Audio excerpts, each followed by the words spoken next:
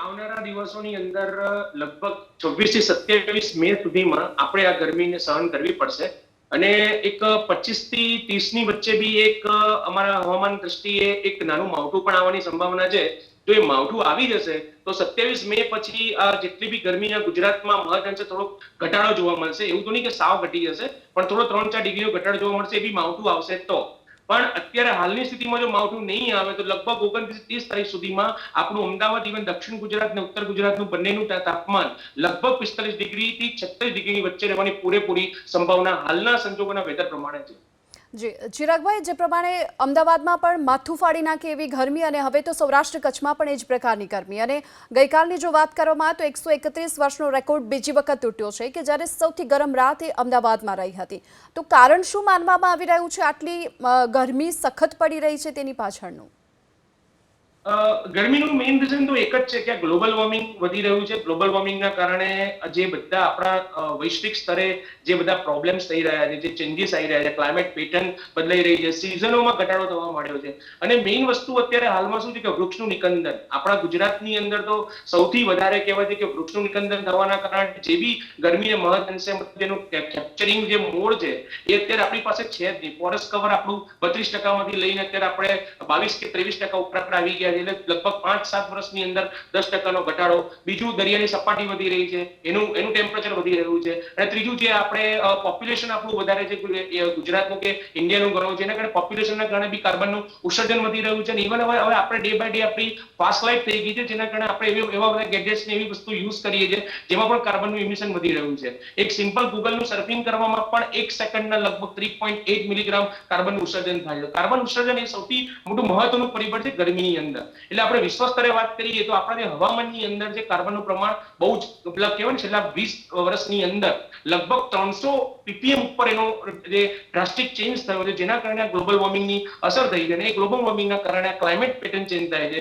અને આ climate pattern change થવાના કારણે જે બી સમરના મતલબ સમર સિઝનની અંદર જેટલા બી એરિયા છે એની અંદર સૌથી વધારે હીટ વેવ જોવા મળે છે. હવે આ હીટ વેવ્સનું આવવાની પાછળનું રીઝન એ પણ છે કે આપણે એક અર્બનાઇઝેશન બહુ વધી ગયું, ઇન્ડસ્ટ્રીયલાઇઝેશન બહુ વધી ગયું, જેના કારણે વૃક્ષો નથી રહ્યા. હજુ વૃક્ષો થોડા ઘણા મહદઅંશે હોય તો જે રિફ્લેક્શન થાય છે કે વૃક્ષ એ કિરણોને એબ્ઝોર્બ કરે છે, પણ વૃક્ષ જ નથી રહ્યા અત્યારે, તો એબ્ઝોર્બન્સ થતું નથી, જેના કારણે જમીનની સપાટીમાં ગરમીનો પારો ડે બાય ડે વધતો જાય છે. બીજી વસ્તુ, મહાસિટીની વાત કરીએ, અમદાવાદ છે, રાજકોટ છે, બરોડા છે, ગાંધીનગર, એની અંદર બ્લોક સિસ્ટમ આવી ગઈ છે. ત્યાં આગળ આરસીસી ના રોડો બની ગયા છે. પહેલા જમીનમાં પાણી જતું હતું એટલે જમીનની અંદર બી થોડું ઘણું એબ્ઝોર્બિંગ મિકેનિઝમ કુદરતી રચાયેલો હોય છે, પણ હવે એ પણ નહીં. હવે પથ્થરની ઉપર જે જયારે કિરણો પડે છે તો એમાં બી હીટ વધારે રેસ થાય છે. અને બીજો મેઇન મહત્વનો પોઈન્ટ કે ગ્લાસ, જેવા લોકો ગ્લાસ જી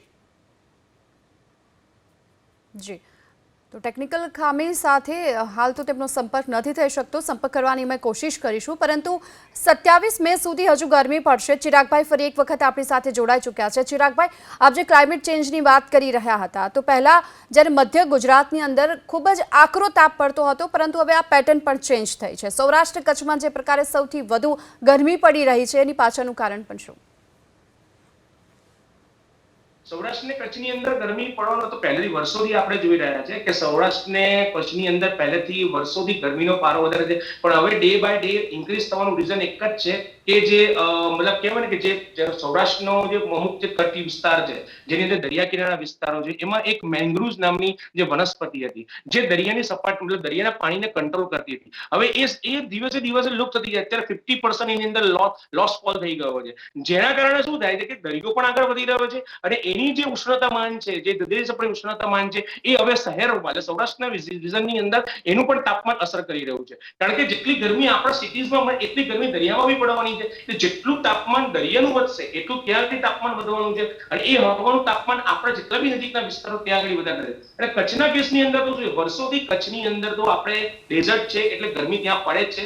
અને હવે પણ બે સાથે એ વસ્તુ એવી થઈ છે કે કચ્છમાં વરસાદ પણ એટલો પડે છે. આ એક ક્લાઇમેટ કન્ડિશન ને ક્લાઇમેટ ચેન્જની પેટર્ન ચેન્જ થવાનું બહુ મોટું પરિબળ છે. એક એવો વિસ્તાર છે આપણા ગુજરાતનો જે કચ્છમાં જ્યાં માત્ર સાર્વત્રિક વરસાદ 2 કે 3% પડતો હતો, એની સામે અત્યારે તમે જુઓ લાસ્ટ યર 100% જેટલો સાર્વત્રિક વરસાદ પડી ગયો, અને હમણાં માવઠાની અંદર પણ ઘણો બધો વરસાદ ત્યાં આગળ પડી ગયો. તો એની પાછળ બી આ બધાની પાછળ એક ક્લાઇમેટિક કન્ડિશન સૌથી મોટી જવાબદાર છે, જેના કારણે મેઇન વસ્તુ છે કે હવામાનની અંદર જે તાપમાનનો જે વધારો અને ઘટાડો થઈ રહ્યો છે એ વાયુની અસરના કારણે આખી સિસ્ટમ અને આખી ક્લાઇમેટ પેટર્ન ચેન્જ થઈ.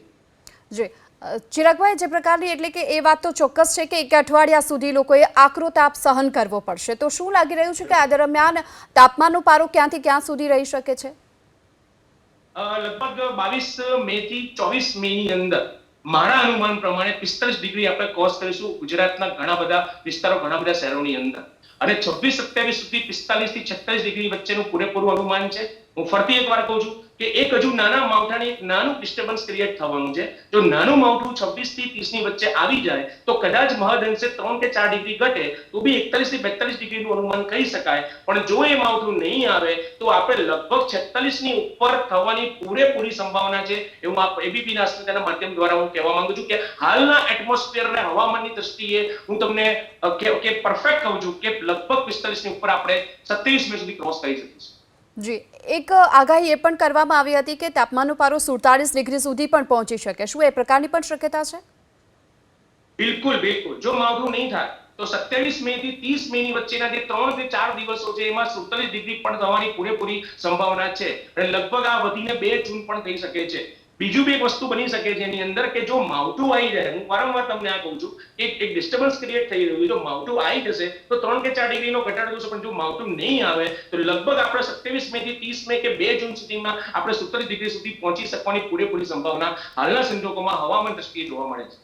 જી, આ સાથે ચોમાસાનું પણ જે પ્રકારે આગમન જોવામાં આવી રહ્યું છે, તો આપને શું લાગી રહ્યું છે કે જે આપ વાવાઝોડાની વાત કરી રહ્યા છો તો શું એની અસર છે એ ચોમાસાને થઈ શકે કે કેમ? જો કે હાલ કહેવું તો વહેલું છે, પરંતુ હાલની સ્થિતિને જોતા આપના મતે શું લાગી રહ્યું છે? હા, એટલે અત્યારે એક આંદામાન નિકોબારની અંદર અને પશ્ચિમ બંગાળ બંનેની અંદર એક સર્ક્યુલેશન ડિસ્ટર્બ થઈ રહ્યું છે, અને હમણાં તમને હવામાન વિભાગ દ્વારા એક દિવસમાં જણાવશે બી ખરા કે લગભગ સાયક્લોન આવવાની સંભાવના 99% છે. પણ એ સાયક્લોન ક્યારે આવશે એની ડેટ હજુ છે ટેન્ટેટિવ એવું કહેવાય કે ફર્સ્ટ વીક ઓફ જૂન અથવા સેકન્ડ વીક ઓફ જૂન. પણ આ વાવાઝોડું છે ને એ એવું છે કે તે લાસ્ટ બિફોર જેવી મતલબ તબાહી સર્જાઈ હતી એટલું હાઈ લેવલનું વાવાઝોડું નથી. આ વાવાઝોડું સારા સંદેશ લઈને આવે છે. આ વાવાઝોડું એક પ્રોપર સારું ચોમાસું લઈને આવશે. હાલની તારીખમાં કહેવાય છે કે લગભગ 27 મે થી 1 જૂનની વચ્ચે આંદામાન નિકોબારની અંદર જે સર્ક્યુલેશન ક્રિએટ થયું છે એના કારણે સાઉથમાં ચોમાસું બેસી જશે, અને લગભગ ફર્સ્ટ જૂન કે સેકન્ડ જૂન અને ફર્સ્ટ જૂન 1 થી 7 જૂનની અંદર એ ચોમાસું આગળ વધીને મહારાષ્ટ્ર સુધી આવી જશે, અને લગભગ 15 જૂન થી 25 જૂનની વચ્ચે આપણા ગુજરાતના અમુક તમામ વિસ્તારની અંદર થોડી ઘણી ચોમાસાની શરૂઆત થઈ જશે, અને પ્રોપર જુલાઈ મહિના ફર્સ્ટ વીકની અંદર આખું સાર્વત્રિક ચોમાસું આપણા ગુજરાતની અંદર જોવા મળશે. પણ આની વચ્ચે જો વાવાઝોડું આવી ગયું તો ચોમાસાની પેટર્નમાં થોડોક 7 કે 8 દિવસનો આપણને તફાવત જોવા મળશે.